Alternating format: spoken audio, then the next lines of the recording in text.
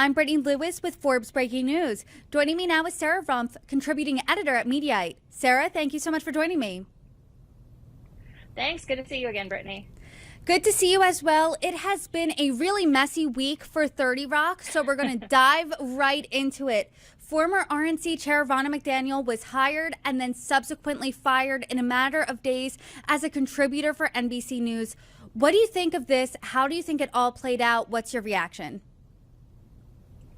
Well, you know, this is just one of those things where in hindsight, you look at it and, you know, could it have gone more poorly?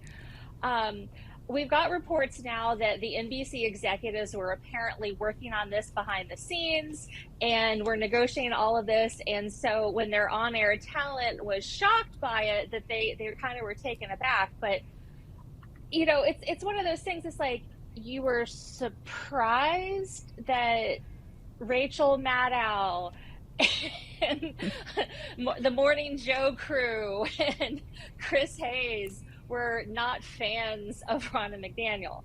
Okay, well, have you seen their shows? You know, the second this was announced, it was met with this like immediate vitriolic, angry, furious reaction. Like every single one of the opinion show hosts basically devoted a significant section to their show denouncing it. And let's be really clear. And I had a Centerclip short podcast on this. The issue was not that she was an RNC chair. The issue was not that she was a Republican. And as much as, you know, there's certain segments of the conservative media that are trying to portray it that way, that's not the issue. ABC News has George Stephanopoulos, who was with the Clinton White House, Dana Perino, and Nicole Wallace for Fox and MSNBC, respectively, are both Bush alum.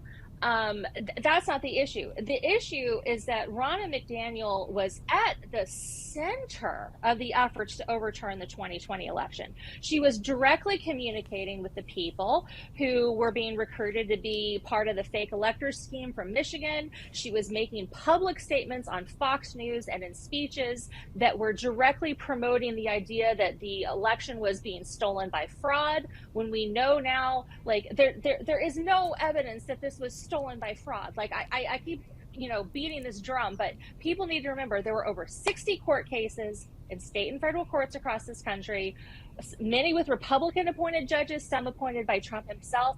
Every single one found no evidence to move forward to even consider whether the election should be overturned in a single precinct, much less a single state, and definitely not the multiple states overturning that would need to happen for the election and the electoral college tally to go from Biden to Trump.